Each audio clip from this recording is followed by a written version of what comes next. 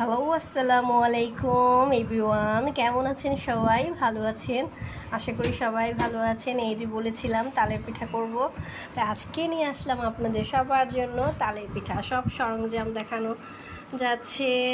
নারকেল নিয়েছি, ডিম নিয়েছি, ঘি নিয়েছি, আটা, এই যে সুন্দর করে আমি পাতা সাজিয়েছি। আজকে ফার্স্ট টাইম পিঠাটা বানাবো, তো দেখতে থাকুন। চিনি দিয়েছি আগেই, আর নারকেল তালের মধ্যে তো নারকেল চিনি দেয়াই আছে। সো এখন আরেকটু দিব, গুড়টা দিয়ে দিলাম,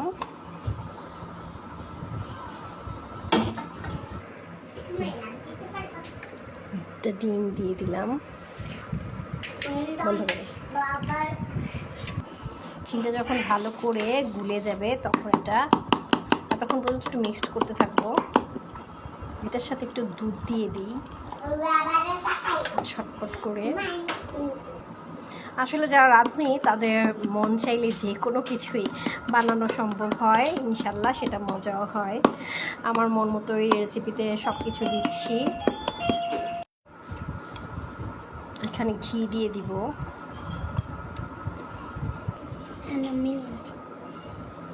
তাল দিয়ে দিব। এবার মেশানোর পালা, দেখা যাক। নারকেল দিয়ে দিলাম, নারকেলের আগেও দিয়েছিলাম, তো আর একটু দিয়ে দিলাম, আর একটু তাল দিয়ে দিলাম, সাথে একটু দুধ দিয়ে দিলাম। হ্যালো, হ্যাঁ, এখন কাজ করছি এটা দিয়ে। ফোনের মধ্যে ভরবো। এগুলা বানাতে অনেক কষ্ট হয়েছে, শিল করে করে বানিয়েছি, ভীষণ কষ্ট। তারপরে হচ্ছে এই যে কিছু নারকেল এখান দিয়ে দেবো।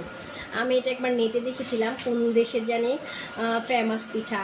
তারপরে এটা ভাপে দেয়, এত সুন্দর লাগে দেখতে, আমার কাছে অসম্ভব ভালো লেগেছিল। তাই ভাবলাম আজকে আমি এটা করেই ফেলবো।